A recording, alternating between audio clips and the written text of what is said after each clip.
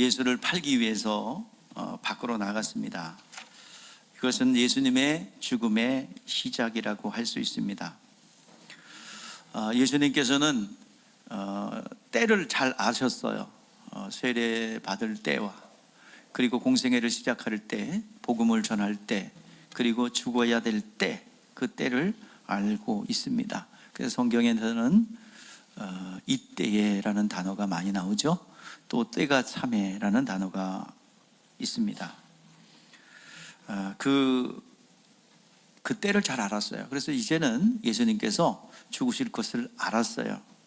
그리고 오늘 여기 본문 말씀에 영광을 받으면 아버지께서 영광을 주시리라, 이 말씀을 오늘 이해를 해야 됩니다. 그래서 제목이 인자의 영광과 새 계명입니다. 여러분들, 이 영광을 아버지께서 받으면 영광을 주시라는 그 의미를 여러분들이 잘 알기를 바랍니다. 이제 영광을 받으신 것으로 인하여 영광을 주시라 했는데, 그 뒤에 예수님 죽으러 나가신 것이 아버지께 영광을 돌리는 것이고 인자가 영광을 받는 거예요. 근데 그 뒤에 이제 이어지는 내용들은 요한복음 14장, 15장, 16장입니다. 성령에 대한 이야기를 하고 있습니다. 그 이야기에, 성령에 대한 이야기의 서두이기 때문에 오늘 이 본문, 영광을 받으시면 영광을 돌려주리라는 말씀을 우리는 잘 이해를 해야 되는 것이 오늘의 말씀의 메시지의 핵심입니다. 가룟 유다가 예수를 팔았죠. 누가 팔자가 있고 또 죽이는 자가 있어야 돼요. 그런데 가룟 유다가 그 역할을 했거든요. 근데 가룟 유다는 너는 가룟 유다이기 때문에 예수를 팔자야, 그리고 팔자니까 그렇게 넌 가야 돼 라고 그렇게 차별하여 이렇게 구별해 놓은 것이 아니라, 누군가는 팔아야 합니다. 누군가는 잡아야 됩니다. 누군가는 죽여야 합니다. 그 가운데 이제 예수님의 가장 사랑을 받았던 12명의 제자 중에 가룟 유다가 그 일을 한 것에 대하여 굉장히 충격적이고 마음 아파하시는 것입니다. 우리 예수님께서는 가룟 유다를 부르시고 마음이 합한 자로 불렀고 또 능력도 주셨고 모든 주님의 일을 하는데 함께 했어요. 그런데 그는 예수를 팔았어요. 자기의 의지적 결단을 통해서, 가룟 유다를 통해서 우리가 많은 것을 생각해 봐야 합니다. 미혹이 얼마나 무서운지, 또 미혹뿐만 아니라 오늘 시간 인본주의가 얼마나 내 생각대로 내 뜻대로 움직였던 결과가 얼마나 자신에게도 주변의 사람들에게도 비참한 최후를 맞이하는가를 우리는 알아야 합니다. 주님은 예수께서 일어날 일에 대해서 다 알고 계세요. 어떤 일이 있고 어떤 일이 벌어질 것을 잘 알고 있습니다. 가룟 유다가 나가는데 그렇게 말합니다. 너의 일을 속히 하라. 이제 밖에 나가면 예수를 은삼십에 팔 것도 알고 있었고 이미 예언됐기 때문입니다. 그리고 예수님께서 잡히실 것이고 신문을 당할 것이고, 그리고 결국에는 십자가에 못 박히실 것까지도 다 아십니다. 이제 죽음의 실상이 코앞으로 다가왔어요. 그 일을 예수님께서는 아버지께 영광을 돌리는 길이다 라는 사실을 알고 있습니다. 그런데 제자들이나 사람들은 상상할 수 없는 일이죠. 예수 그리스도는 죽으시고 부활하시고 승천하셔서 아버지는 아들을 위하여 준비하신 보좌에 앉으신 것이 하나님께 영광을 돌리는 겁니다.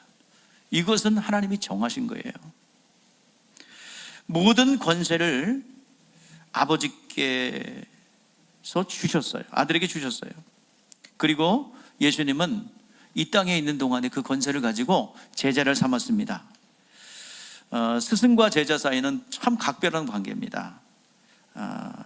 우리 주님께서 하나님 아버지와 우리와의 관계를 아버지와 아들과의 관계로 표현하고 있고요. 그리고 예수님과 우리와의 관계를 스승과 제자의 관계로 두 가지로 설정해 놓았습니다. 그래서 마태복음 23장 9절에 땅에 있는 자를 아비라 하지 마라. 너희 아버지는 한 분이니 곧 하늘에 계신 이시니라. 너희의 근원자, 너를 축복하실 분, 너를 출발하게 하시는 분, 너희가 의지하고 바라봐야 될 분은 누구다? 하나님 아버지시다. 진정한 아버지는 누구다? 하나님이시다. 세상의 아버지는 진정한 아버지를 만나기 위한 시청각 자료 내지는 가는 길이에요. 그래서 여러분들 아버지 되시는 분들은 하나님 아버지의 모습이 나타나기를 주의 이름으로 축복합니다. 제가 이제 신방하면서 보면서 아버지와 자녀의 관계, 그리고 부부와의 관계가 많이 왜곡되어 있고 뒤틀어져 있고 또 이간되어 있는 것을 봤어요. 오늘 여러분들 다시 한번 이 진정한 아버지를 만나서 그 왜곡되고 뒤틀어진 모든 관계들이 회복되기를 바랍니다. 또한 야고보서 3장 1절 말씀에 보면 땅에 있는 자를 선생이라 하지 마라. 더 큰 심판을 받을 줄 선생이 많이 되지 마라. 제자를 삼으라 했지 선생 되지 말라 그랬어요. 선생은 누구밖에 없어요. 진정한 스승은, 예? 그죠? 예수님밖에 없는 거예요. 그러니까 제자를 삼으라 했지 스승이 되라고 그러지 않았어요. 스승은 지식을 가르치는 거예요. 관에서 가르치는 거예요. 그러나 제자는 뭐예요? 모든 걸 내어주는 거예요. 사랑부터 시작해서 모든 걸 내어주는 것이 제자입니다. 그러니까 우리는 제자를 삼으라고 그랬잖아요. 누구의 제자를 삼아야 됩니까? 예수님의 제자가 되도록 해야 됩니다. 예수님의 제자를 만들어야 됩니다. 우리는 누구의 사랑받았어요? 자, 하나님의 사랑이 우리에게 이렇게 나타난 바 됐죠? 하나님의 사랑이 예수를 통해서 우리에게 전달되었어요. 우리는 사랑을 받았어요. 가룟 유다도 제자들도 우리들도 그 하나님의 사랑으로 구원받았습니다. 하나님의 자녀가 되었습니다. 그 사랑을 받았어요. 그 받았다고 한다면 그 사랑을 나눠줘야 됩니다. 이것이 제자도예요. 그래서 그들도 누구를? 다른 영혼을 제자 삼아 사랑을 나눠줄 수가 있어야 된다는 것입니다. 여러분, 제자 삼는다는 것이 뭡니까? 제자 삼는다는 것은 그냥 지식만 가르치는 것을 그 제자와 스승과의, 성경이 말하는 제자 스승이 아니에요. 성경이 말하는 제자도는요, 자신의 어깨 위에 더 훌륭한 사람이 되도록 키워내는 겁니다. 그가 가지고 있는 지식, 학문, 정신, 인품, 모든 것을 다 주어서 보존할 뿐만 아니라 더 확장되고 증가되어 더 큰 사람이 되도록 세워주는 것이 제자도입니다. 예수님께서도 예수님의 제자들은 더 큰 일을 하라고 그랬어요. 진짜 더 큰 일 했어요. 예수님보다 더 큰 일 했어요. 오늘 여러분들 수많은 예수님의 제자가 나오기를 바랍니다.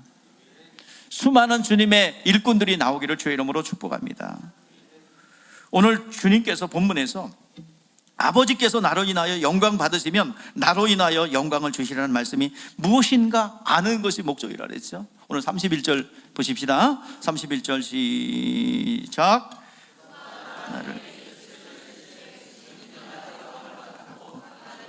또 인자로 말미암아 영광을 받으셨도다. 영광이 무엇입니까? 그 영광, 아들이 그리고 아버지가 영광을 받는 영광이 무엇입니까? 자, 영광이라는 단어를 덕사라고 하는데 그 거룩한 영광의 빛이라는 뜻이에요. 이 영광이라는 표현은 하나님이 임재하고 하나님이 임재할 때 영광이 나타났다고 합니다. 그리고 영광의 과정을 성경에서 말하고 있어요. 자, 예수님의 죽음은 아들과 아버지가 영광을 받는 시작이에요. 가룟 유다가 나간 것은 뭐예요? 주님의 죽음의 시작이고, 그것은 곧 뭐예요? 예수님의 그리고 하나님 아버지의 영광의 시작입니다. 자, 요한복음 7장 37절 39절 한번 우리 같이 합독해 봅시다. 시작.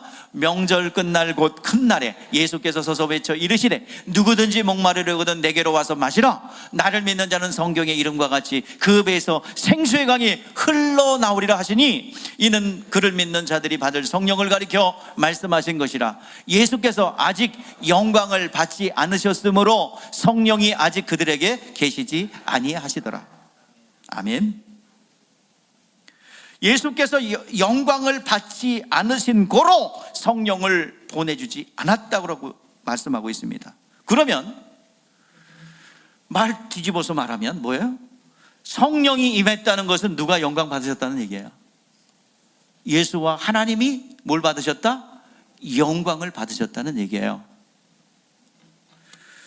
여기서 영광이란 말은 예수님께서 십자가에 죽으시고 그리고 부활하신 예수님께서 머물러 계시다가 40일 동안 머물러 계시다가 그리고 하늘보좌로 승천하신, 그래서 하늘보좌에 들어가신 것을 전부 포함하여 영광을 받으셨다는 거예요. 아직 예수께서 죽으시고 부활하여 하늘보좌에 들어가지 않았기 때문에 아직 영광을 받지 않으셔서 성령을 보내주지 않았다는 얘기입니다. 그래서 예수님의 죽음이라는 것은 영광의 시작입니다. 영광의 빛이 쫙 비추는 거예요. 그래서 십자가상에서 어떤 일이 벌어져요? 예? 십자가상에서 어떤 일이 벌어졌어요? 3시간 동안 뭐가 있어요? 어둠이 임했죠. 왜? 이거 무슨 현상을 얘기합니까? 태양빛은 이 세상의 빛 중에서 가장 강렬하고 가장 빠른 게 태양빛입니다. 피조된 모든 빛을 거기에 태양빛에 담아서 발해요. 그런데 그 태양빛이 태양의 기능을 하지 못할 정도로 하나님의 영광의 빛이 이 세상에 비친 것을 나타내 주는 겁니다. 빛이 되지 못하는 거예요. 뭐가 강렬해서? 영광의 빛이 강렬해서. 그래서 촛불이 있을 때, 여러분 촛불 있잖아요. 옛날에 호롱불 촛불 있었죠. 근데요, 전기가 처음에 들어왔을 때 여러분 기억나세요? 여러분 그 세대이신가요? 촛불 호롱불 켜다가 전기가 들어왔어요. 초등학교 들어갈 때쯤에서 전기가 들어왔어요. 이야, 맨날 등잔불에다 이를 잡다가 그 이를 갖다가 전기 불어서 잡으니 그 이는 남아나질 않아. 그 똑똑 하는 소리가 얼마나 정겹던지. 지금도 강아지들한테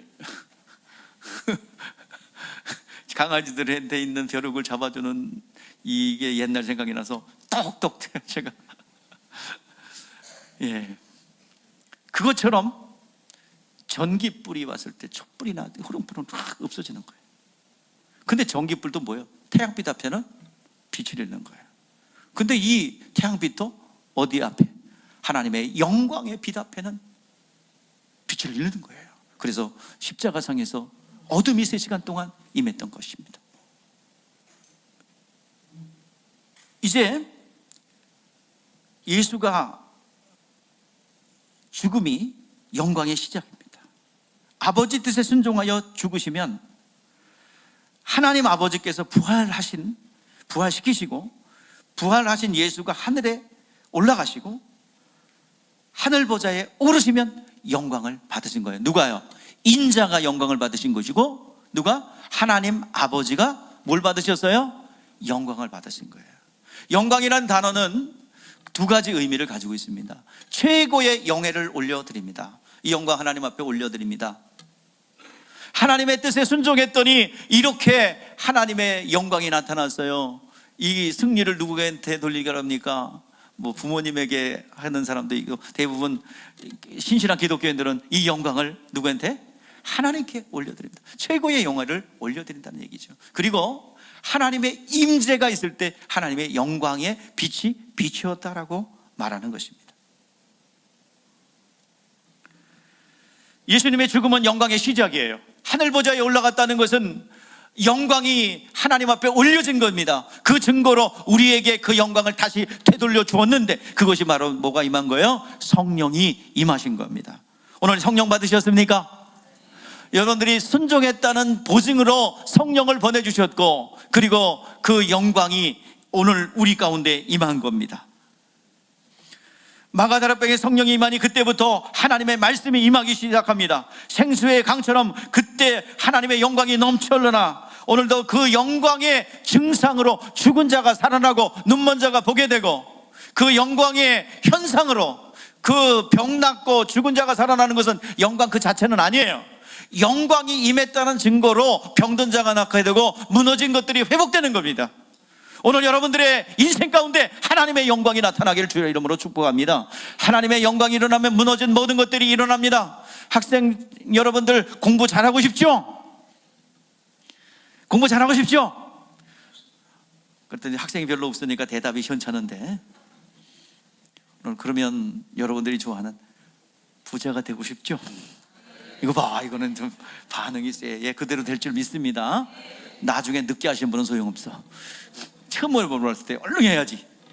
예, 그 영광을 올려드리면 영광이 나타나요. 그러면 하나님의 재창조의 역사가 성령을 통해서 나타나는 거예요. 회복의 역사가 나타나게 되는 것입니다. 예수의 죽음은 영광을 받으시는 이유는 계명을 받고 진행했기 때문이에요. 예수님께서 이 땅에 오신 것은 누가 오게 하셨어요? 예? 왜 오게 하셨어요? 자, 히브리서 2장 9절 말씀을 보십시다. 예수님께서 왜 사람으로 오셨는지요? 끝에만 읽어봐요. 시작. 모든 사람을 위하여 죽음을 맛보려. 예수님께서 육체를 오신 것은 죽기 위해서 오셨다는 얘기예요. 하나님의 은혜로 말미암아 모든 사람을 위하여 죽음을 맛보려 하심이라. 그래서 그 하나님이 보내신 거예요. 그리고 와서 뭐 하라는 거예요? 자, 우리 이 시간 예수님께서 죽으신 것은 계명 따라 죽으신 거예요? 그냥 어찌하다 보니까 죽은 게 아니에요? 억울한 죽음이 아니에요? 우리 예전에 우리 주님께서 죽으신 것은 아버지 계명 따라. 우리 한번 읽어보세요. 시작. 내가 내 목숨을 버리는 것은 그것을 내가 다시 얻기 위함이니 이로 말미암아 아버지께서 나를 사랑하시느니라. 이를 내게서 빼앗는 자가 있는 것이 아니라 내가 스스로 버리노라. 나를 버릴 권세도 있고 다시 얻을 권세도 있으니 이 계명은 내 아버지께서 받았노라 하시니라. 아멘. 예수님께서 죽으신 것은 계명 따라 오셨고, 아버지께서 주신 계명 따라 죽으시고 부활하여 죽을 권세와 살 권세를 가지고 오신 거예요. 어쩌다가 억울한 죽음을 죽은 게 아니란 말이에요. 오늘 그 예전에 박근혜 대통령 탄핵할 때 그 변호사 한 분이 그 변론을 하는데 거기다가 예수 그리스도의 재판과 같다 뭐 이렇게 표현했어요. 틀렸어요. 예수의 죽음은 억울한 죽음이 아니라, 예수의 그 판결은 어떤 불법의 판결이 아니라 하나님의 계획에 따라 계명 따라 순종하여 죽으신 겁니다. 그런데 그 과정 속에서 파는 자가 있고 죽이는 자가 있고 고발하는 자가 있고 그 실행하는 자가 각각 역할을 한 겁니다. 근데 그 중에 누가 한 거예요? 그거를 사랑을 받았던, 동고동락했던 제자가 하는 것에 대해서 예수님은 가슴이 아팠던 겁니다. 영원한 생명을 얻기 위해서 해 아래서 아버지의 계명에 순종한 것입니다. 그 영광의 부활을 얻기 위하여 십자가에 죽으신 거예요. 그래서 아버지의 받은 계명에 순종하는 것이 아버지께 영광을 드리는 것입니다. 아버지께서 받으셨다는 증거로 아들에게 영광을 돌려주셨는데, 그것이 오늘 본문의 말씀이에요. 영광을 받으셨고 아들에게 돌려주셨고 이 땅에 우리에게 내려주셨어요. 자, 우리 다시 한번 읽어봅시다. 시작. 그가 나간 후에 예수께서 이르되 지금 인자가 영광을 받았고 하나님도 인자로 말미암아 영광을 받으셨도다. 자, 나가신 건 영광의 시작이에요. 죽고 부활하여 승천하여 어디에 들어간 것? 하늘 보좌에 들어간 것이 영광을 받은 것이고, 그 증거로 영광을 돌려줬는데 누가 내려줬어요? 성령이 임하심으로 그 영광이 예수님은 안 계셔도 계속 나타나더라 이 말입니다. 오늘 이 시간 그 영광이 우리 가운데 임했어요. 주님의 죽음이 영광입니다. 그래서 우리는 우리는 예수님의 마음을 품어야 될 줄 믿습니다. 순종함으로 영광이 임했고 영광이 나타나는, 너희가 안에 이 마음을 품으라. 그리스도 예수의 마음이니 이는 근본 하나님의 본체시나 하나님과 동등됨을 취할 것으로 여기지 아니하시고 오히려 자기를 비워 종의 형체를 가지사 사람들과 같이 되셨고 사람의 모양으로 나타나서 자기를 낮추시고 죽기까지 복종하셨으니 곧 십자가에 죽으심이라. 예수께서 죽기까지 복종하셨어요. 그 다음부터는 하나님의 영역이에요. 죽음 자체는 고통입니다. 여러분, 죽음 자체, 그 죽음 자체는 고통이 아니에요. 근데 죽음이 임박해 오는 것은 고난이고 공포고 두려움이에요. 여러분, 죽고 싶어 죽겠는 사람 손 들어봐요. 죽고 싶어 죽겠는 분 한번 손 들어봐요. 난 아니고. 다 죽기 싫죠? 사도 바울처럼 초월하기 때문에 나는 죽기를 사모합니다, 뭐 이런 분들 빼고요. 지금 여기 죽기를 좋아하시는 분 없죠? 거짓말 중에 하나가 노인분이 빨리 죽어야지, 그게. 그래서 만약에 노인분이 빨리 죽어야지, 그럼 언제 죽으신 건데요? 빨리 좀 관짝 짜놓을게요. 그러면 난리 나죠. 거짓말 중에 하나가 노인분이 빨리 죽었다. 그리고 노인분이 또 하나 거짓말했어. 아니, 늙어서. 근데 늙어서 그런 분한테요, 어이구 이렇게 젊어지셨어요? 그러면 그냥 얼굴이 입에 걸려요. 아이고 피부가 쭈글쭈글대도 아이고 피부가 이렇게 고우세요. 연세가 늦어도 여자는 여자죠, 그죠? 피부가 이렇게 고우세요? 그러면 입이 걸려요. 죽음 다음에는 고통이 없지만 죽음 자체는 공포요 두려움입니다. 그러기에 주님은 겟세마네 동산에서 예수님이 죽고 싶었어요? 안 죽고 싶었어요? 네. 가능하시면 이 잔을 내게서 옮기시옵소서. 그게 예수님의 솔직한 육체를 가진 예수님의 마음이에요. 그러나, 그 뒤에 말이 중요하죠. 그러나 나의 원대로 마시고 아버지의 뜻대로 되기를 원합니다. 예수님께서는 고통스러운 그 죽음 속에서, 예수님은 뭐 특수한 체질을 가진 게 아니에요. 여러분들 죽음을 두려워하는 지금 현실의 모습과 동일합니다. 다를 게 없어요. 그러니까 계명에 순종하여 죽으신 거예요. 그 다음부터 하나님 아버지의 몫이죠. 죽는 것까지는 누구의 의지? 예? 누가 해야 돼요? 죽는 것까지는 예수님께서 의지적 결단으로 계명에 순종해 죽으셔야 돼요.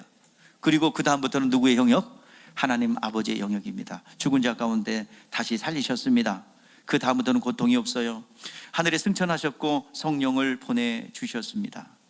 이것이 주 예수께서 아버지께 영광을 받으신 증거로 성령을 보내주신 겁니다.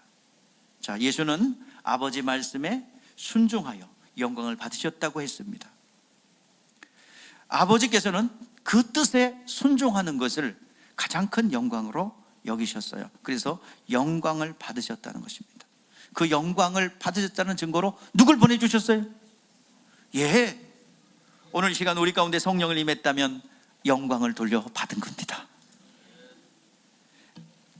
그 영광을 받았다고 한다면 그 아들의 이름의 권세를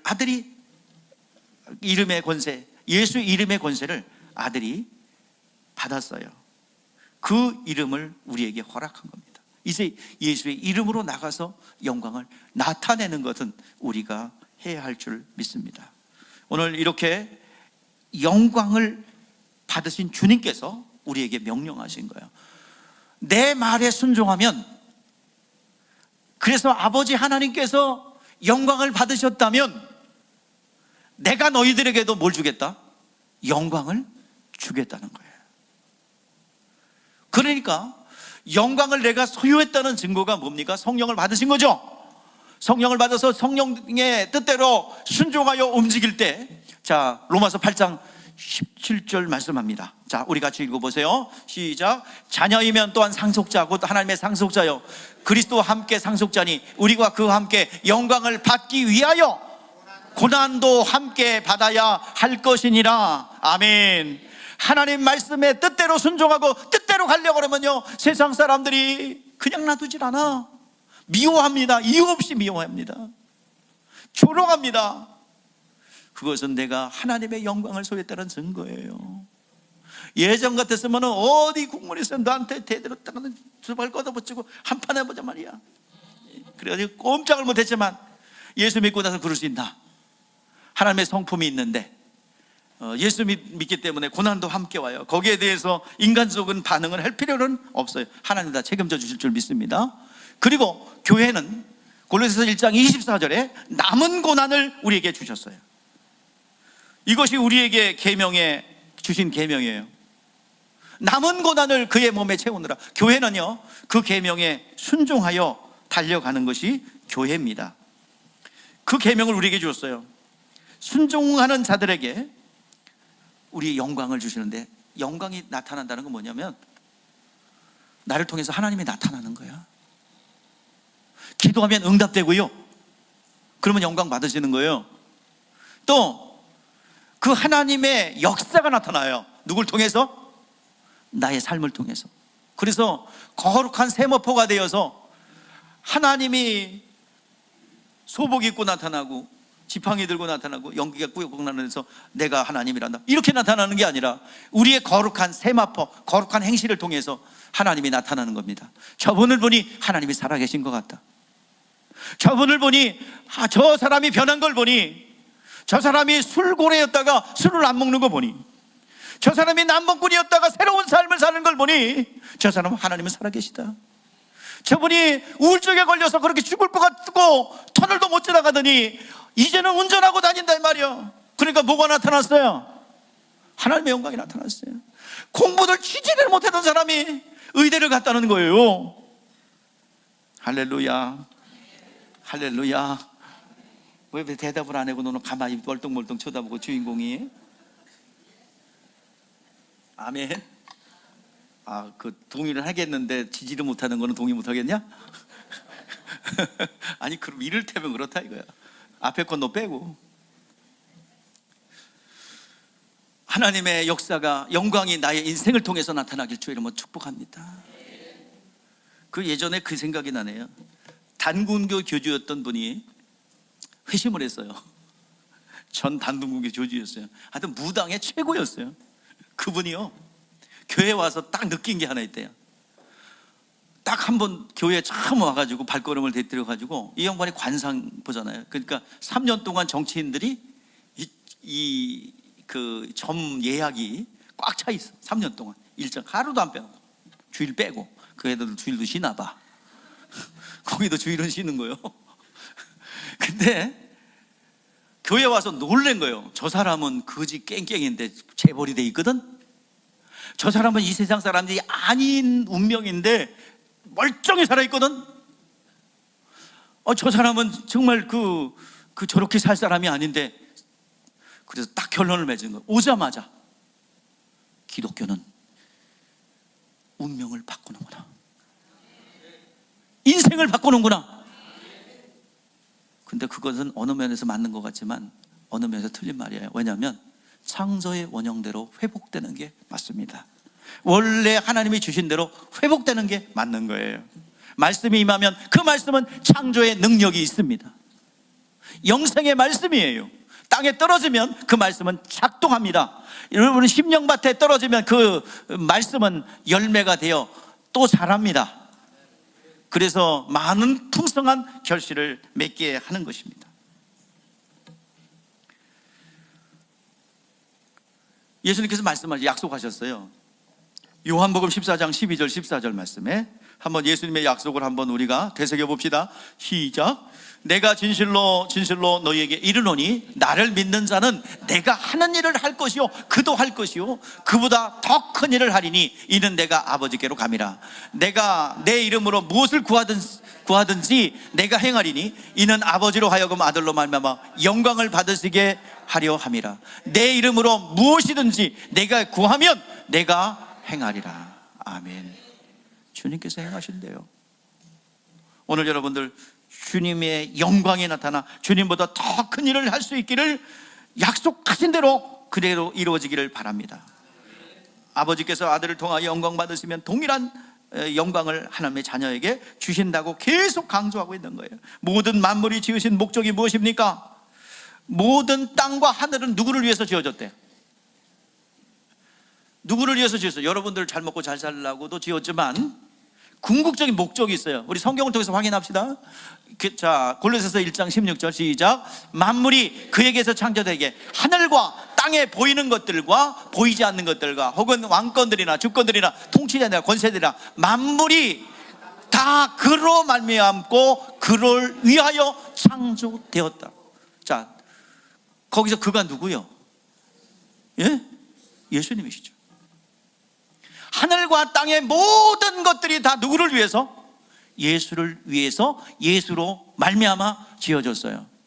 그러니까 영광을 돌린다는 것은 그 아들이 아버지의 뜻대로 그대로 순종하여 하늘 보좌에 딱 들어가는 것이 누구께 영광을 돌리는 거예요? 하나님 아버지께 영광을 돌리는 거예요. 우리도 그 길 가면 영광이 우리를 통해서 나타나게 된다는 논리예요. 그걸 약속이에요. 믿음이라는 것은 여러분 순종 그 자체입니다. 기독교인들은 고용하면서 순종하지 않으려고 해요. 신에게 잘 보이려고 그래요. 이방신을 섬기듯이 도 닦고 정성 들이고 육체를 가볍게 하는 일을 하며 진정한 순종을 하지 않으려고 합니다. 여러분들, 우리 기독교는 믿음이에요. 순종하는 거예요. 정성 들이는 게 아니고 극기하고 인내하는 게 아니에요.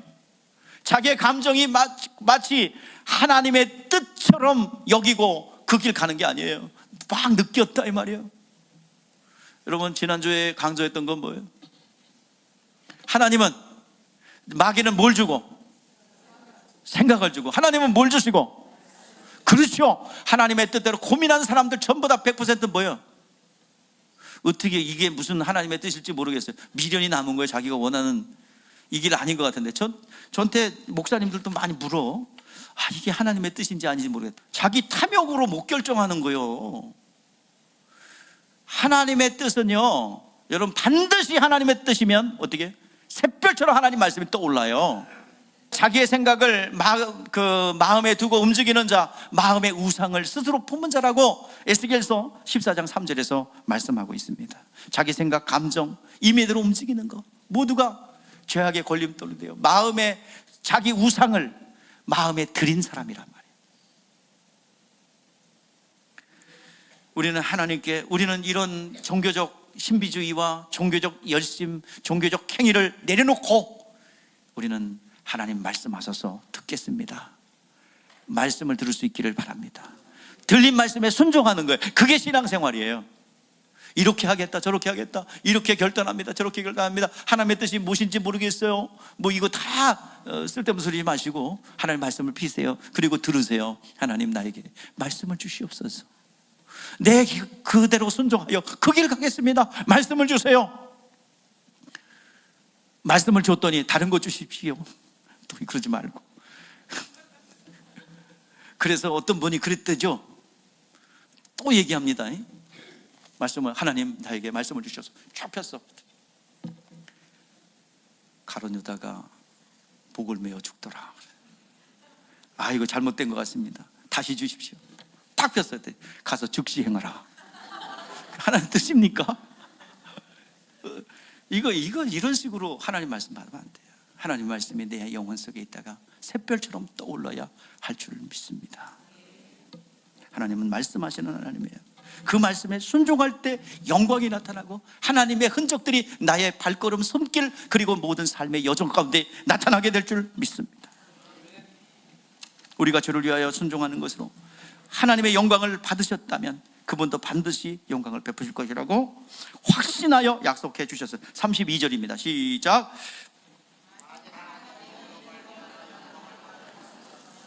하나님도 자기로 말미암아 그 영광을 주시리니 곧 주시리라, 즉시 주시리라 약속해 주셨습니다. 그러므로 우리는 자기에게도 영광을 주실 것을 믿었어요. 그렇게 하나님 앞에 믿음을 가진 후에 사흘 만에 성령이 임하심으로 이제 영광을 그대로 사흘 만에 이루어졌어요. 자, 그 영광을 주실 것이다 라고 사흘 만에 이루어졌습니다. 예수님 죽으셨어요. 자, 33절 보세요. 영광의 계명 33절 시작. 작은 자들아 내가 아직 너희가 나를 찾는 것이 일찍이 내가 곳에 올 수 없다고 말한 것 같이 지금 너희에게도 이르노라. 여기서 작은 자들이라고 그랬죠. 작은 자들아, 여기는 다른 말로 하면 사랑하는 자들아 라는 표현이에요. 내 아들아 라는 의미와 같습니다. 가장 다정다감한 표현입니다. 제자들을 이 세상에 두고 가는데요, 제자들이 당할 일들을 알고 계십니다. 그 예수님께서는 솔직한 심정으로 양을 이리 가운데 보낸 것 같다라고 그랬어요. 그 정도로 애틋한 표현입니다. 극진한 사랑과 애틋한 표현입니다. 여러분, 자녀를 향하여 여러분들 긍휼한 마음을 가져. 긍휼이라는 단어는 어머니의 태중에 그 자궁의 아이를 잉태한 상태를 긍휼이라고 합니다. 긍휼이라는 말은 사랑 플러스 불쌍함이 표현되어 있어요. 사랑하고 불쌍히 여기는 거예요. 자녀를 보면 어때요? 여러분, 사랑스럽기도 하지만 한편으로 이 세상에서 살아갈 것을 생각하면 어때요? 불쌍하죠. 불쌍한 마음 들지 안 돼요? 들죠. 때로는 좀 미울 때도 있지만 좀 이렇게 불쌍한 마음 들을 때 있죠. 여러분들 거지를 보면 어떤 마음 들어요? 길거리에 지나가다 거지 들면 여러분 부럽습니까? 저기 있는 동전 몇 입 부러워요? 자, 무슨 마음 들어요? 예? 불쌍한 마음이죠. 그 이상은 안 들어요, 그죠? 그래서 불쌍하기 때문에 뭘 줘요? 뭐 적선도 하고 하는 거죠. 자, 불쌍히 여기지만 뭐 하진 않아요. 절대로 그를 사랑하지는 않아요. 자녀는 사랑 플러스 뭐가 들어요? 불쌍한 마음이 들어요. 그 표현이에요. 누가? 예수님이 그 제자들을 볼 때 자녀에게 주는 마음을 갖고 있는 겁니다. 매우 깊은 관계에 있는 거예요. 제자들을 자기 지체로 부르는 소리입니다. 자신의 분신과 같은 제자들, 사랑받을 만한 표현입니다. 가장 친근하고 친밀한 표현입니다. 자, 그런 제자들에게 주신 말씀이 34절이에요. 그렇게 애틋한 그들에게 주신 말씀 34절 다 같이 읽어봅시다. 시작. 새 계명을 너희에게 주노니 서로 사랑하라. 내가 너희를 사랑할 것 같이 너희도 서로 사랑하라. 이 말씀을 하늘로 가시면서 제자들이 그 하셨던 일을 좀 계속했으면 좋겠어. 내가 너희들 사랑했고 만나는 사람들을 사랑했듯이 너희도 그 계속 사랑을 좀 나누어줘서 제자를 좀 삼았으면 좋겠어. 그 사랑을 나누어줘서 그 사람들도 그 다른 사람을 사랑했으면 좋겠어. 그 일들, 사랑하는 일들을 제자들에게 임해 주신 겁니다. 그리고 계속 좀 했으면 좋겠다라는 부탁의 말씀이에요. 절대적으로 그 일을 해야 된다는 것입니다. 계명에 순종하여 계명을 받은 것처럼 계명 안에 거하라고 그랬습니다. 내가 너희를 사랑한 것 같이 너희도 서로 사랑해야. 무엇을 어떻게 사랑해야 될까요? 자, 무엇을 어떻게? 교회를 사랑하라는 얘기예요. 교회는 예수의 남은 고난을 담당하게 했어요. 주님이 이 세상에 교회를 두고 가셨습니다. 교회는 주님의 몸이고 지체예요. 머리는 예수요, 지체, 우리 모두는 뭡니까? 몸이요, 지체들입니다. 예수 그리스도의 남은 고난을 담당하여 예수 일을 계속 하도록 한 것이 교회를 통해서입니다. 교회의 지체들은 주님의 명령에 순종하는 자들로서 그 첫 번째, 내가 주님의 말씀에 순종하겠습니다, 영광에 들어가겠습니다, 첫 번째 신앙 고백으로 세례를 받아요. 세례는 교리적으로 받으라는 것이 아니라 주님의 말씀에 순종하는 순종의 첫 걸음으로서 세례는 연합이라는 명령으로 주님의 계명 안에 딱 들어가는 거예요. 첫 번째 발걸음 딱 내빈 거예요. 세례 받았다는 것은 주님의 계명에 순종하겠습니다라는 계명 안에 들어왔다는 증거입니다. 그래서 첫 아담에서, 율법의 정죄에서 빠져나와서 이제는 예수께로 가서 의의 병기로 사용되겠다는 명령이요 순종입니다. 그래서 주님의 교회를 어떻게 사랑하셨습니까? 자, 주님께서 주님의 몸된 교회를 어떻게 세우셨어요? 피값으로 세웠다 그러죠. 그래서 피 흘리기까지 교회를 사랑하셨어요. 그리고 피 흘리기까지 생명을 다해서 교회를 사랑하셨습니다. 우리도 그렇게 하라는 거예요. 교회는 주님의 지체로서 서로 사랑하지 않으면 누가 사랑합니까? 옆에 분들 보세요. 서로 지체입니다. 교회입니다. 교회의 이론이에요. 서로 옆에 보시려니까 안 쳐다보고. 저 서로 보세요. 여러분들 교회예요. 교회. 내가 교회고 그분이 교회고 우리 모임이 교회입니다. 건물이 아니에요. 이 모임 자체가 교회입니다. 근데 그 교회가 상처를 줬다고요? 뭐 이런 교회가 있다고요? 그럼 자기 몸을 향해서 뭐라 그러는 거야? 뭐 이런 교회가 있어. 이런 개념 바꾸시라는 말이야. 내가 교회입니다. 내가 교회의 지체예요. 근데 내가, 그러니까 이 말과 똑같은 거예요. 눈이 상처 줘서 코는 출장 갈 거야. 그 소리예요. 교회한테 상처받아서 똥꼬야 나 갈 거야. 그 소리예요. 똥꼬도 내 몸이고 코도 내 몸이고 입도 내 몸이고 눈도 귀도 내 몸이야. 여러분, 그런 공동체 의식을 가져야 할 줄 믿습니다. 주님께서 그 지체를 사랑하는데 어떻게? 피 흘리기까지 생명을 다해서 사랑했대요. 우리도 서로 사랑해야 되는 거 아닙니까? 세상이 교회를 사랑해요? 세상이 여러분 기독교인들을 칭찬해 줍니까? 환영해 줍니까? 어떻게든지 끌어내리려고 그러죠. 어떻게든지 흠잡으려고 그러죠. 교회는 정말 그렇게 나쁜 짓을 많이 했는지 몰라, 그렇게 세상 사람들이 볼 때. 아니, 교회가, 우리 교회를 봅시다. 뭐 착복한 일 있어요? 지역 주민들에게 사기친 일 있습니까? 목사가 누구랑 맞짱 떠서 싸운 일 있어요? 예? 없어요. 근데 교회를 죽이려고 그러거든. 그냥 끌어내리려고 그러거든. 아니, 내가 봤을 때 그런 목사도 별로 없어요. 어떻게 훈련받지 못해서 가끔가다 하나씩 나오긴 하는데 대부분 여러분들 목사님들 다 순진해. 내가 봐도. 우리가 어떻게 사랑해야 됩니까? 갈라디아서에서 말씀하고 있네요. 갈라디아 사도 바울이 우리가 지체된 우리들이 어떻게 사랑해야 될 것인가를 말해주고 있어요. 너희가 짐을 서로 지라. 그리하면 그리스도의 법을 성취하라.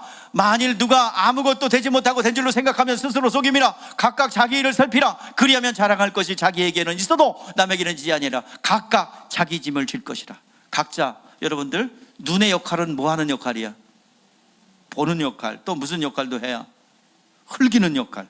그리고 찌끗찌끗 잉크는 역할도 하고요. 예, 눈이 기능이. 코는요, 예, 냄새 맡기도 하고 숨도 쉬고 코딱지도 파요. 그 기능이 있어요.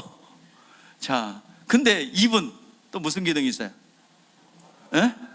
말하고 또 뭐야? 먹어. 그죠? 귀는 듣기만 하죠. 그죠? 그리고 가끔 귀도 파.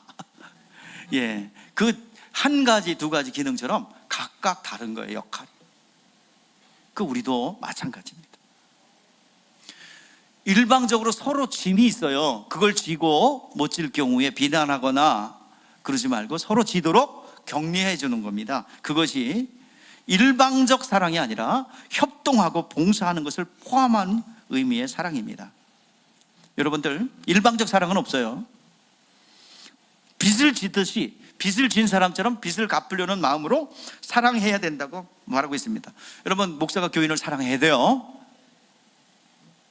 또 교인들도 누구를 사랑해야 돼? 목사를 사랑해 줘야 돼요. 그리고 또 성도들끼리도 서로 짐을 져주고 끌어주고 밀어주는, 그게 교회의 공동체성입니다. 여러분들, 세상의 마지막 때가 되면 교회가 뭐가 식어진대요? 사랑이 식어진대요. 자, 우리 35절 말씀을 한번 보세요. 시작. 너희가 서로 사랑하면 이로써 모든 사람이 너희가 내 제자인 줄 알리라. 세상에 있는 사람들을 사랑하실 때 언제까지 사랑하셨대요? 자, 끝까지 사랑하셨대요. 세상에 있는 자기 사람들을 사랑하시되 끝까지 사랑하셨대요. 어느 정도 사랑하다가 마른 게 아니라 끝까지 사랑하셨대요. 그처럼 우리도 서로 사랑하는 공동체성의 회복이 있어야 됩니다. 마지막 때가 되면 어떻대요? 사람들이 사랑이 식어진대요. 네 건 네 거고 내 건 내 거야. 불법이 성하여 많은 사람의 사랑이 식어지리라. 그냥 물고 뜯어요. 뭐가 하나 잘못하고 어떤 그건 세상에서 있는 일인데, 교회에서 그냥 뭐 잘못하면 물고 뜯어요. 목사 뭐 잘못했다고 이거 잡아내는데 10년 걸렸어요. 우리 교회에서 끌어내는데. 이게 영적인 싸움이죠. 불러다가 3조 되면 하고 싶은 마음이 굴뚝 같았어요. 없는 소리 해대고 뒤에서 쑥덕쑥덕 말을 타고 다니는, 이거 잡아내는데 10년 걸렸다니까. 다시는 우리 교회에서 쑥덕쑥덕 사랑이 지겨진 행위를 하지 않기를 바랍니다. 제가 소리 지르고 심한 말 할 때는 그런 게 싹 타는 거예요. 싹 트네 뭐가 그런 것들 싹 트는 거예요. 그때 막 소리 지르고, 그러면 돌아봐야지. 목사가 말이 심해. 요게 또 쑥덕쑥덕이라니까. 왜 인격이 안 되겠습니까? 제가 왜 훈련을 못 받아서 그렇겠어요? 최고의 때까지 공부를 했는데 왜 인격이 안 되겠어 그렇겠어요? 영적인 얘기를 한단 말이야. 영적인 얘기. 내가 험한 나라면 험한 날 한 만큼 그렇게 험해진 거예요. 그 정도로. 그러니까 돌아봐야 됩니다. 사랑이 식어지니까, 자, 마치 에덴 동산에서 그 있죠. 그 갈비뼈를, 아담의 갈비뼈를 뽑아서 여자를 만들었잖아요. 그랬더니 아담이 뭐라고요? 살 중에 살이요, 뼈 중에 뼈, 달링. 근데 죄가 들어와서 그랬더니, 죄가 그랬어요. 하나님이 주신 그 여자가 먹으라 그랬어요. 근데 여자한테 또 가서 왜 그러냐 그랬더니, 뱀이 있다니까. 뱀이. 난 잘못 없어요. 저 여자가 그랬고 뱀이 그랬어요. 서로 핑계대더라 이 말이에요. 사랑이 식어진 행위입니다. 사랑은 서로 담당하고 무거운 짐을 져주는 겁니다. 그게 교회예요. 그게 공동체성의 회복이에요. 우리는 주님이 우리의 죄악과 허물을 담당해 주신 것 같이 우리의 아픔을 서로 나누어지고 약점을 덮어줄 수 있어야 됩니다. 교우들을 위해서 서로 중보기도 하고 아픔을 함께 나누는 것이 공동체성의 회복이요, 오늘 서로 짐을 져주는 것입니다. 그러면 이 사랑을, 세상을 향해서는 어떻게 해야 될까요? 하나님을 믿지 않는 사람들을 하나님은 사랑할까요? 여러분들 물을게요. 맨날 교회 욕하고 예수 믿는 사람, 하나님의 자녀된 사람들을 매일같이 괴롭히고 그런 사람을 하나님이 사랑할까요? 예? 사랑할까요? 그 사람이 구원받는 건 누가 눈물 뿌려 기도한 거예요. 그 사람은 사랑 안 해요. 그 사람들은 하나님의 진노만 있을 뿐이고 하나님의 심판에 있을 뿐이에요. 상식선에서는 그렇게 말합니다. 사람들이 어떤 그래도 하나님은 사랑이기 때문에 지옥 같은 건 안 말했을 것 같아. 그거는 문학 작품에서 문학가들이 하는 소리고, 영적인 건 실상이에요. 우리 따라해 봅시다. 하나님은 공의의 하나님, 사랑의 하나님. 사랑의 하나님만 왜 강조하냐고요? 믿지 않고 하나님을 저버린 이들에게는 인정사정 없이 하나님께서 심판하시는 하나님이십니다. 하나님은 사랑만 강조하다 보면 하나님의 공의가 사라져요. 그래서 하나님의 그런데 이 세상을 향한, 그리고 믿지 않는 사람들을 향한 하나님의 마음은 어떨까요? 하나님의 마음. 그러니까 그래? 하나님 공의 하나님, 저 예수 안 믿는 사람들은 사랑 안 해? 그러면 지옥이나 가라 이놈들아. 그리고 그래야 될까요? 그렇게 하면 안 돼요. 자, 하나님의 공의로 대하기 때문에 예수 안 믿고 예수 믿는 사람 핍박하는 사람들을 지옥불에 갈기로 작정되어 있고 그 증상들이 나타나요. 가난과 질병으로 삶의 현장 속에서 지옥의 현상들이 나타납니다. 그러나 이 시간 하나님의 마음은 어때요? 에스겔이 우리에게 그 하나님의 마음을 표현해 주고 있습니다. 우리 같이 읽어봅시다. 하나님의 마음을 한번 우리가 읽어보는 거예요. 시작. 너는 그들에게 말하라. 주 여호와의 말씀이니라. 나의 삶을 두고 맹세하노니 나는 악인이 죽는 것을 기뻐하지 아니하며 악인이 그들의 길에서 돌이켜 떠나 사는 것을 기뻐하노라. 이스라엘 족속아 돌이키고 돌이키라. 너희가 악한 길에서 떠나라. 어찌 죽고자 하느냐 하셨다 하라. 하나님의 마음이에요. 죄악에서 돌이켜 하나님의 사랑과 긍휼 가운데 들어오기를 원한대요. 누가요? 하나님이요. 디모데전서 2장 4절에서 말씀하고 있습니다. 하나님은 모든 사람이 구원을 받으며 진리를 아는데 이르기를 원하노라. 이것이 하나님의 마음이야. 요나도 하나님의 이런 성품을 알아요. 하나님을 아는 자예요. 그렇기 때문에 니느웨 아스루에서도 니느웨 성에 가서 복음을 전해라. 이 땅을 심판할 것을 명하라. 그랬더니 안 돼요 하나님. 니느웨 성은 좀 심판을 받아야 돼요. 니느웨 성은 좀 징계받아야 돼요. 멸망해야 돼요. 우리를 너무 괴롭혔어요. 그 민족 의식이 싹 터가지고 멸망해야 된다. 그래가지고 어디로 가요? 니느웨로 안 가고 정반대 다시스 가는 배를 타죠. 물고기 뱃속에서 왔다가 토해 나가지고. 근데 그 나중에 물고기 뱃속에서 나온 요나가 그런 고백하지요. 중반부터 읽어봅시다. 시작. 주께서는 은혜로우시며 자비로우시며 노하기를 더디하시며 인애가 크시사 뜻을 돌이켜 재앙을 내리시지 아니하시는 하나님의 줄을 내가 알았습니다. 누가 알았어요? 요나가요. 굳이 왜 요나를 보내야 되는 이유가 왜 그렇습니까? 누구를 알았어요? 회개하고 돌이키면 재앙을 돌이키시는 분인 것을 누가 알았어요? 요나가 알았어요. 그래서 안 돼요. 그리고 떠난 거예요. 우리는 탕자 이야기를 통해서 더 구체적으로 하나님의 성품을 이해할 수가 있습니다. 아버지의 간섭이 싫어서 떠난 탕자를 붙잡지 않았어요. 그냥 밀어줬어요. 주사를 줬어요. 그리고 아버지는 어때? 어디를 바라보고 있어요? 상고가 먼 것을 딱 바라보고 있어요. 돌아오기를 기다리는 거예요. 돌아와야 돼요. 어디까지? 아버지의 시선이 머무는 곳. 그건 어딜까요? 솔로몬이 성전을 지어놓고 내 마음과 눈과 귀와 그것이 어디에 있다? 성전에 있다는 거예요. 성전은 교회를 얘기하는 겁니다. 교회까지는 와야 돼요.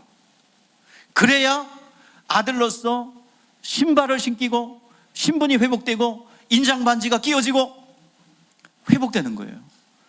근데 돌아오지도 않은 사람을 사랑을 준다고요?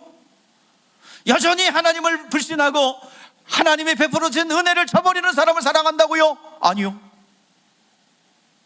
하나님은 심판할 때는 뭐처럼 여겨요? 예, 고기 덩어리로 여깁니다. 흙처럼 여겨요. 그냥 물에다 집어넣어 버려요. 하나님은 모르는 노아의 홍수 때 어떻게 했어요? 그냥 물에다 다 담궈버리죠. 이 세상 전체를. 노아의 가족은 빼고요. 마찬가지입니다. 공의의 하나님이세요. 사랑의 무한대로 돌아온 자들은 어떤 사람이라도 용서해 주시지만 돌아오지 않고 저버리는 자들은 그 아버지의 상고가 먼 곳, 그 시선이 머무는 곳에 돌아오지 않으면 누구도 구원받을 수 없어요. 누구도 사랑받을 수 없어요. 오늘 시간 그 역할은 누가 했다는 거예요. 그 돌아오게 하는 것을 누가? 우리가 해야 된다는 얘기예요. 우리가 주신 받은 직분이야. 영광이 나를 통해서 나타나기를 원합니다. 그게 직분이에요. 우리 직분. 예수를 전하는 게 우리 직분이라고요. 근데 그 일을 그냥 남는 시간에 봉사하는데 여러분들 그냥 여분으로 하는 게 아니에요. 그러면 하나님 영광이 안 나타나. 어떻게? 내가 너희를 사랑한 것 같이, 목숨을 내줘서 교회를 사랑한 것 같이 너희도 어떻게 알아? 서로 사랑하는데, 그리고 세상의 그 남은 고난을 감당하여 사랑하는데 어떻게 하라는 거예요? 어떻게? 그냥 남는 시간 있을 때 빚진 자처럼 목숨을 다해서 하라는 거예요. 그러면 내가 너를 통해서 하나님의 영광을 나타내겠다는 것입니다. 오늘 여러분, 주님께서 계명으로 주신 교회 안에서 서로 짐을 줘서 사랑하고, 그리고 남은 고난을 맡겨주셔서 주님의 말씀에 순종하여 영광을 돌리는 것처럼 우리는 영혼을 구령하는 그 일에 하나님을 상고가 먼 곳까지 데려오는 그 역할을, 그 하나님의 마음을 담아서 우리가 순종하여 하나님을 기쁘시게 하는 그 일을 하는데 목숨을 걸고 감당해야 될 줄 믿습니다. 오늘도 그 승리가 우리 가운데 있기를 주의 이름으로 축복합니다. 기도하겠습니다.